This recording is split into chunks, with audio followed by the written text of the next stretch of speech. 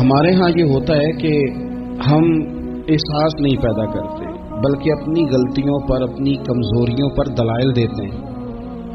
ہم یہ کہتے ہیں جناب یہ فلاں وجہ بنی تو مجھے یہ کرنا پڑا۔ میں نے ایسے نادان لوگ بھی زندگی میں دیکھے کہ ان سے قتل ہو گیا ہے، جس نے جان بوجھ کر کسی مومن کو قتل کیا اس کی سزا جہنم ہے۔ قتل ہو گیا تو ان سے سوال کیا گیا تو کہنے لگے اس نے مجھے گالی دی تھی، پھر میں کیا کرتا؟ اپنی اتنی بڑی کوتاہی پر بھی وہ بجائے شرمسار ہونے کر، بجائے 2 قدم پیچھے ہٹنے کے، اس پر بھی لوگ دلائل دیتے ہیں۔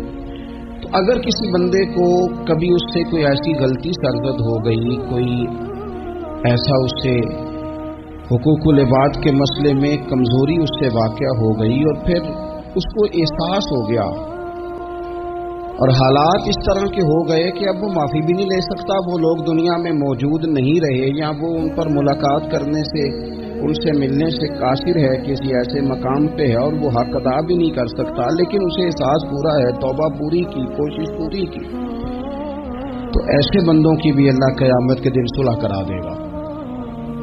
نبی کریم صلی اللہ تعالی علیہ وآلہ وسلم نے ارشاد فرمایا کہ ایک بھائی صبح قیامت اپنے بھائی پر مقدمہ کرے گا، اے میرے مالک اس نے مجھے بڑا ستایا، اس نے مجھے بڑی تکلیف دی، فلاں فلاں جگہ اس نے میرے اوپر بڑی آزمائش مسلط کر دی، بڑی ساری تکلیفوں سے گزارا۔ اس سے مراد مسلمان بھائی ہے، وہ اس کا دوست ہو یا کاروباری ساتھی ہو یا سگا بھائی ہو یا کوئی بھی ہو۔ حضور فرماتے ہیں وہ مقدمہ کرے گا، یہ مسند امام محمد بن حنبل میں حدیث موجود ہے۔ عرض گزار ہوگا اے کائنات کے رب اس نے بڑی تکلیف دی، بڑا ستایا، مہربانی کی جائے مجھے اس سے بدلہ لے کے دیا جائے۔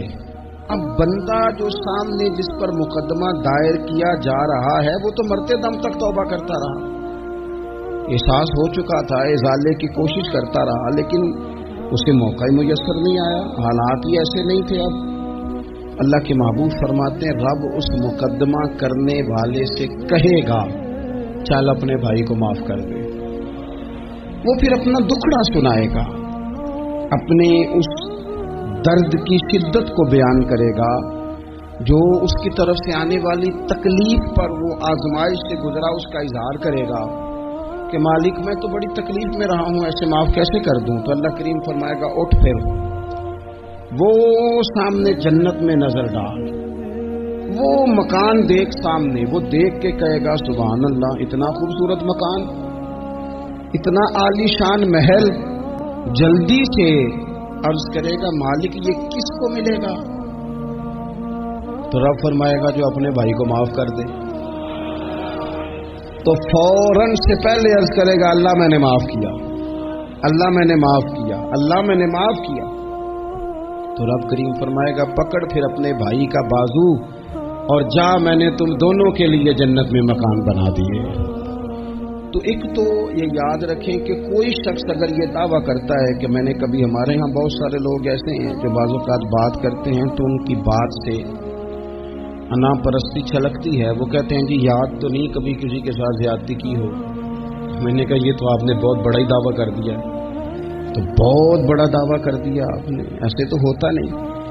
کبھی کبھی انسان جو اس کے زیادہ قریبی لوگ ہوتے ہیں، زیادہ قریبی ساتھ رہنے والے، اسے ان کے بارے میں زیادہ حساس ہونا چاہیے۔ میں نے دیکھا ہے کہ ڈھیر سارے لوگ ہیں جن کے ذمے بڑے لوگوں سے معذرت کرنا کوئی تیار ہی نہیں۔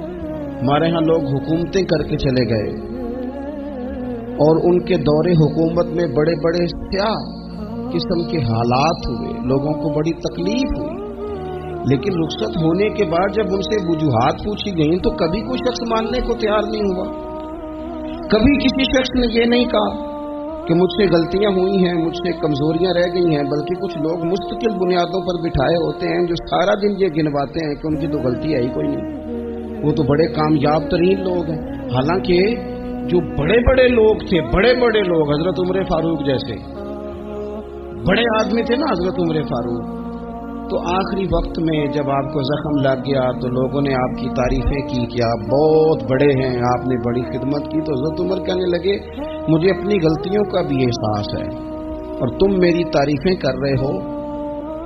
یہ جملہ دیکھیں، फरमाने लगे मुझे ज्यादा अजर की जरूरत नहीं, बस दुआ करना मेरी नेकियां और मेरी गलतियां बराबर बराबर हो जाएं और रब मुझे माफ कर दे। बस चूंकि मुझे अपनी कमजोरियों का भी एहसास है। यहाँ ये मामला होता है कि लोग जब गलतियां कर रहे होते हैं, जुल्म कर रहे होते हैं, ज्यादती कर रहे होते हैं, तब वो समझते हैं कि हमें तो कोई देखने वाला ही नहीं। मेरा अल्लाह कुरान हकीम में फरमाता है वला तहसबन्नल्लाह गाफिलन अम्मा यअमलुज़ ज़ालिमून, फरमाया जालिम जो काम करते हैं हरगिज न समझना कि अल्लाह उनके कामों से बेखबर है। वो वक्त का इंतजार करें। वला तहसबन्नल्लाह गाफिलन, गुमान न करना, हरगिज गुमान न करना कि अल्लाह गाफिल है यअमलुज़ ज़ालिमून, जालिमों के कामों से। जो ज्यादतियां लोग करते हैं, जो जुल्म सितम लोग कर रहे हैं, जिसने अपने बच्चे को पैसों के जोर पर किसी गरीब के बच्चे का मेरिट पीछे करके अपने बच्चे का दाखिला कराया है और मुबारकें भी वसूल की हैं, तो लोगों को तो नहीं पता कि इसने पैसे दे के दाखिल कराया है, पर रब तो गाफिल नहीं ना इस काम से। अल्लाह को तो पता है। जिसने अपने बच्चे की नौकरी बहुत सारे लोगों का मेरिट पीछे करके पैसे और सिफारिश के जोर पर कराई है, तो मालिक को तो पता है। लोगों के उसने मिठाइयां वसूल कर ली, तख्तियां भी लगवा ली, शोर भी हो गया, लेकिन अल्लाह तो जानता है। वला तहसबन्नल्लाह गाफिलन अम्मा यअमलुज़ ज़ालिमून, लोग गाफिल हो सकते हैं, रब गाफिल नहीं है। गुमान भी न करना। जिस बंदे ने अपना मुकदमा वकीलों की फीसों के जोर पर जीत लिया है और गरीब कचहरी से निकलते वक्त कह रहा था कि गरीबों को इंसाफ नहीं मिला करता, तो चलो अखबार में तो खबर तेरी फतह की आ गई, पर रब तो गाफिल नहीं है ना। एक अदालत कयामत के मैदान में भी तो लगेगी ना, वहां भी तो ढेर सारे इंसाफ होने हैं ना। जिस शख्स ने किसी की जमीन पर कब्जा कर लिया और सामने वाला मजबूर था, तंगदस्त था, कमजोर था, वो इतनी नहीं रखता था कि वो बंदूकें और पिस्टल और गुंडे और भत्ताखोर बंदे लेके आए और अपना कब्जा छुड़वा ले, तूने ले लिया, हो गई बात। लोगों को तो नहीं पता, पर रब तो गाफिल नहीं है ना। मेरे रसूल पाक सल्लल्लाहु अलैहि वसल्लम ने फरमाया जिसने किसी की जमीन पर एक बालिश्त कब्जा किया, क़यामत के दिन अल्लाह ताला सातों जमीनों का तौक बना के उसके गले में डाल देगा। उसकी गर्दन टूटेगी, झुकेगी, वो कहेगा मालिक ये तकलीफ तो फरमाया दुनिया में तुझे शौक बड़ा था ना जमीनों पर कब्जे का, तो रखना सारी ही अपने पास, करना कंट्रोल। लड़ लड़ के थक गए, हालात खराब हो गए, बहनों के हिस्से खा गए, पड़ोसी अगर मजबूर था तो बेचना चाह रहा था तो उस पर स्टे लेके आ गए कि ये किसी और को बेच ना सके, दे तो मुझे ही दे। कानून को कठपुतली बनाकर अपने हाथों में खिलवाड़ किया, मुस्तकिल बुनियादों पर पक्के पक्के कानूनी मुशीर रख लिए, समझा कि दुनिया को तो पता नहीं चल रहा। तो वला तहसबन्नल्लाह गाफिलन अम्मा यअमलुज़ ज़ालिमून, रब तो जालिमों के कामों से बेखबर नहीं है, अल्लाह तो बेखबर नहीं। बड़ा कुछ लोगों ने किया, बड़ा कुछ किया, बड़ी बड़ी ज्यादतियां पछे पर्दा की, बड़े बड़े हुकूक पे डाके डाले, बड़ा कुछ ही हुआ, लेकिन फिर आराम की नींद सो गए। तो ने सोचा कोई सवाल जवाब नहीं, कोई बात नहीं, कोई पूछने वाला नहीं, तो मिट्टी दें ते मिट्टी रहना ही एवं कादी बल्ले बल्ले। अज मिट्टी दे उत्ते बंदे आते कल मिट्टी दे थल्ले। बाद लोगों को बात करने का सलीका ज्यादा आता है, पंचायत में जीत जाते। बाद लोग वकील महंगा ले लेते, वैसे वकील महंगा होता क्यों है? वकील के महंगा सस्ता होने की वजह क्या है? कानून आइन तो एक जैसा है ना, दलाइल तो कानून के अंदर ही देने हैं, किताबें सब ने एक जैसी पढ़ी हैं, डिग्री भी सबके पास एक ही है, एक ही मुल्क की है, तो ये महंगे सस्ते का क्या मतलब है? वकला के जोर पर मुकदमे जीते जाते हैं, वकला के जोर पर। और अगर खबरें ऐसी भी हों कि बाज अदालतें भी प्रेशर कबूल करती हैं, बाज इदारे भी प्रेशर कबूल करते हैं, फिर मुल्क नहीं बना करते, फिर सिर्फ कुश्तियां लड़ी जाती हैं। सुबह से शाम तक कुश्ती लड़ो और शाम को कहना कि नहीं रिजल्ट ठीक नहीं आया, जो रेफरी था, जो अंपायर खड़ा किया था, उसने कहा नहीं ये खेल दोबारा होगा, सवेरे फिर शुरू कर दो। ठीक है, बाहर जो लोग हैं बेचारे वो अपनी जगह पे हैं तो हैं, खत्म हो गई बात। आप देख लें हमारे मुल्क में जितने भी संजीदा फिक्र लोग हैं वो ज्यादा प्रेस कॉन्फ्रेंसेस नहीं करते, वो ज्यादा शोर शराबा नहीं करते। कुछ पक्के लोग रखे हुए हैं जिनकी ड्यूटी चर्ब जुबानी है, जिनकी जिम्मेदारी हर वक्त आग को भड़का के रखना, जिनके जिम्मे ये काम लगाया जाता है, सिवाय इसके उन्हें कुछ भी नहीं आता। सिर्फ इतना ही जानते हैं कि हमने सामने वाले की पगड़ी को कैसे उछालना है। तो कभी भी किसी मौके पर भी किसी की एक पाई भी जुल्मन कभी भी अपने कब्जे में न ले। याद रखना, रिस्क ज्यादा जरूरी नहीं होता, रिस्क बरकत वाला जरूरी होता है। थोड़ा हो लेकिन उसमें बरकत हो। कसरत से काम नहीं चलता, बरकत से काम चलता। बहुत पैसे हों लेकिन उनमें बरकत ही कोई ना हो, आते भी जा रहे हैं और जाते भी जा रहे हैं, कोई समझ नहीं आ रही। तो जुल्म और ज्यादती और जबर हमारे यहाँ ये दौर बदल गया, मीडिया लोगों की जेब में आ गया, आसानी हो गई, सैटेलाइट का सिस्टम आ गया, दूर दराज कोनों में लोग अपनी बात लोगों तक पहुंचाने का जरिया हासिल कर सके। सारी आसानियां हो गई, हर चीज लोगों को मुयस्सर आ गई, तेजी हो गई, लेकिन सच फिर भी नहीं आम हो सका। हकीकत पसंदी के दावे लोगों ने फिर भी नहीं किए। अगर कोई चीज आम हुई भी तो वही झूठ, वही बददियानती, वही जुल्मों से कम। आप देख लें कोई एक केस भी कभी आता है मैदान में, एक केस भी, और 4 दिन अपनी अपनी फेसबुक की बात बढ़ाने के लिए उस पर शोर भी किया जाता है, फिर वो दब जाता है, फिर उसके बाद वो किस्सा एक पारीना हो जाता है। जब जुल्म हद से बढ़ जाता है फिर इंसान का अपना वजूद भी उसके लिए बाइस आर बन जाता है। इब्ने हजर कहते हैं कि एक शख्स को मैंने एक मकाम पे देखा, वो मेरे इलाके का तगड़ा बंदा था, सियाना बंदा था, मालदार था, क्या कहते हैं पंजाबी में डंडी पट्टी बड़ी कायम थी, बड़ा उसका दबदबा तनतना था। लेकिन मैंने उसे एक तबीब की दुकान पर लेटे हुए देखा तो उसके वजूद से पीप निकलती थी।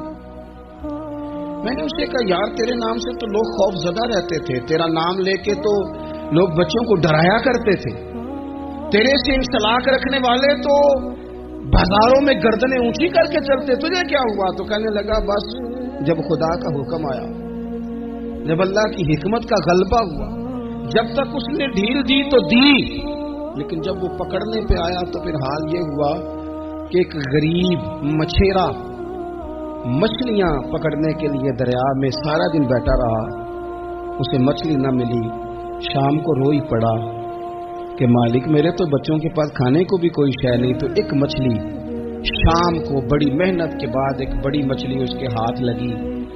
उन दिनों न मछलियां मिलती थी न गोश्त मिलता था, वो बेचारा एक मछली लेके जा रहा था अपने घर की जानिब, तो सामने से मैं आ गया। जो तरीका होता है, किधर लेके जा रहे हो, कहां से ली है? तो कहते उसने कहा, साहब मुझे पता है आप मुझसे छीन लेंगे, लेकिन मेरे बच्चे सुबह से भूखे हैं, यही मेरा रोजगार है, आज मुझे कुछ नहीं मुयस्सर आया, मैंने इस मछली को लिया है, मुझे तो बेचने को भी कुछ नहीं मिला, पता नहीं मुझे पकानी किस तरह है, तो ये एक मछली मेरे बच्चों की खुराक बनेगी, कल लूट लेना, परसों लूट लेना, तुम्हारा तो काम ही लूटना है, चलो कुछ दिन के लिए हाथ रोक लो। कहते हैं उसने जब ये कहा तो मैंने एक थप्पड़ मारा और उस आदमी से मछली छीन कर मैंने उसे पकड़ के घर ला रहा था मैं। उस मछली ने, हालांकि मछलियां काटा नहीं करती, कहने लगा उस मछली ने नाखून पर मेरे पोरे पर थोड़ा सा काटा है, और मैंने कहा कोई बात नहीं, मछली जरा बड़ी थी, उसने काट लिया, मैंने थोड़ी सी पट्टी बांधी और घर वालों को कहा मछली पका दें, उन्होंने पकाई खाई, कुछ पता ही नहीं था। 2-4 दिन गुजरे हैं तो जख्म आगे बढ़ने लगा है। तबीब को दिखाया है तो उसने कहा ये तो उंगली काटनी पड़ेगी। कहते वो उंगली कटवाई, 1 हफ्ता नहीं गुजरा था कि जख्म आगे बढ़ा, तो फिर वो हाथ की तरफ बढ़ा, तो मैंने जाके दिखाया तो उसने कहा हाथ भी काटना पड़ेगा, सारा बाजू कटवा चुका हूं, रात को नींद नहीं आती, एक लुकमा पेट में नहीं गुजरता, मेरे बच्चे, मेरे भतीजे, मेरे भाई, मेरे अजीज गली गली उस गरीब को ढूंढते फिरते हैं जिसका नाम भी हम कोई नहीं जानते। थक गए तलाश कर करके, खुदा जाने कहाँ छुप गया अल्लाह की इतनी बड़ी जमीन में, वो मिलता नहीं, मैं सो नहीं पाता। कहने लगे शेख मेरे लिए दुआ कर दो, मुझे कुछ नहीं चाहिए, बस वो मुझे मिल जाए और मैं उससे ना माफी ले लूं, बस वो मुझे माफ कर दे, 2 जुमले माफ, जैसे भी होगा मैं मना लूंगा, बंदा दरकार है। इब्न अजर ने लिखा है, कहते हैं वो तड़पता रहा, रोता रहा, आहोजारी करता रहा। मैंने भी उसके लिए दुआ की कि अल्लाह करे वो शख्स तुझे मिल जाए। फिर कुछ दिनों के बाद मुझे किसी ने बताया कि मर तो गया है तड़प के, पर उससे माफी का मौका मुयस्सर नहीं आया। दोस्तों, जिंदगी में कुछ काम ऐसे हम करते हैं, वो राज गरचे हमारे सीनों में दफन होते, लेकिन कहीं जुल्मन ज्यादती के साथ हमने 4 पैसे भी किसी के हड़प किए। काम मेहनत करनी नहीं, जी चुराना है, कोशिश करनी नहीं, जी चुराना है। मुल्ला रूमी रहमतुल्लाह ताला ने लिखा है, जो आदमी जुल्मन चीजें खाने का आदी हो जाता है, उसके मुंह को वो बदबूदार जायका लग जाता है। वो खुदा से माफी मांगे कि ये क्या मेरे मुंह को गंद लग गया है, कि हमेशा नाजायज की ही लज्जत आने लगी, हराम की लज्जत आने लगी, उसे फिर वो हलाल का जायका ही नसीब नहीं होता। अपनी जिंदगी में जायज पैसा, रिज़्क़ हलाल, तय्यबता है, साफ सुथरा, कभी जुल्म न करे, कभी ज्यादती न करे, कभी। हजरत साद बिन अबी वक़ास रज़ी अल्लाह ताला अन्हु ना कुछ बांट रहे थे, तो एक शख्स ने आके कहा, ये बुखारी में आपको मिलेगा, उसने आप पर 3 इल्जाम लगाए। कहने लगा, एक तो आप जिहाद पे नहीं जाते, हालांकि बड़े मुजाहिद थे, दूसरा आप बांटने में एहतियात नहीं करते, तीसरा जनाब आप गरीबों को तरजीह नहीं देते। 3 इल्जाम इस तरह के उसने आप पे लगाए, नाइंसाफी का, माज़अल्लाह, जंग पे ना जाने का। अब हज़रत साद बिन अबी वक़ास को बड़ी तकलीफ हुई। बद्दुआओं से बचना चाहिए। हुजूर ने नाम लेके कहा, मजलूम की बद्दुआ से बचना। दुकानदार कपड़े देख के अहमियत देता है, कपड़े देख के। अगर दुकान पे चढ़ने वाला महंगे कपड़े पहन के चढ़ा है तो उठ के खड़े होके माल दिखाता है। अगर कपड़े फटे पुराने हैं और खातून ने जो गोद में बच्चा उठाया वो भी गरीब है तो कहता चल चल, उन्हें खरीदना कुछ है नहीं। यहां से जुल्म शुरू होता है, यहां से। बंदा देखकर लोग उसके साथ रवैया इख्तियार करते हैं। बंदा देखकर, मेरी गुर्बत ने किया मुझको जमाने में बदनाम, तेरी दौलत ने तेरे ऐब छुपा रखे। हुजूर फरमाने लगे, मजलूम की बद्दुआ से बचना। जब वो अपने हाथ उठाता है ना रब की बारगाह में, तो फिर आसमान को भी हुक्म होता है, तू दरमियान में हट जा, कोई शय ना आए इसे सीधा अल्लाह की बारगाह में पहुंचने। हट जाती है हर चीज। मजलूम की बद्दुआ से बचो। हजरत साद इज्जतदार आदमी थे, लोग इज्जतदारों पर भी जुल्म करने से बाज नहीं आते। हुजूर के गुलाम थे, नबी पाक के सच्चे सुच्चे सहाबी थे। उसने झट से मुंह खोला, इल्जाम लगा दिया, सोचा समझा ही नहीं कि मैं उस शख्स के बारे में बात कर रहा हूं जिसकी सुबह और शाम में हुजूर के साथ वफा करते गुजर गई। बुखारी में मौजूद है। जुल्मन बात की, जुल्मन। कहने लगा, ना जिहाद पे जाते हो, ना माले गनीमत इंसाफ से बांटते हो, ना अदल करते हो, इल्जामात लगाता। हजरत साद चुप कर गए। कई दफा नफीस आदमी, वो उसको तकलीफ होती है वजाहत देते भी कि मैं वजाहत दूं। अब यकीन करें, वजाहत देते भी तकलीफ होती है। हज़रत साद बिन अबी वक़ास खामोश हो गए, चुप कर गए। लेकिन उस वक्त से डरना चाहिए जब कोई अपना मुकदमा रब की बारगाह में पेश करे, रात को अल्लाह के हुजूर शिकायत करे। हज़रत साद बिन अबी वक़ास ने 3 दुआएं की उसके लिए। दुआए ज़रर, बद्दुआएं दी 3। कौन सी? कहा, ऐ अल्लाह इसकी उम्र लंबी कर दे, ऐ अल्लाह इसका फक्र बढ़ा दे। तीसरा कहा, ऐ अल्लाह इसे फितनों में मुब्तला कर। उसने मुझे अज़ियत दी, तकलीफ दी, मैंने तो सारी जिंदगी वफादारी में गुजारी और ये मुझे क्या कह गया जाते हुए। एक ताबी बुजुर्ग है, वो फरमाते हैं, बुखारी में मौजूद है, ताबी बुजुर्ग फरमाते, मैंने उस बूढ़े को देखा, इतनी उम्र लंबी हो गई थी कि भवें झुक गई थी। اور حال یہ تھا کہ مانگتا پھرتا تھا. ایک دفعہ روٹی کھاتا تو بھوک ختم نہ ہوتی، پھر مانگنا شروع کر دیتا. فقر لمبا ہو گیا. اور فرماتے فتنے کا یہ حال تھا کہ نہ اب خواہش تھی نہ اس کے وجود میں اتنی طاقت تھی، لیکن راہ سے گزرتے معاذ اللہ ثم معاذ اللہ کسی خاتون کو چھیڑ دیتا، اسے جوتے پڑتے، اسے تکلیف ہوتی.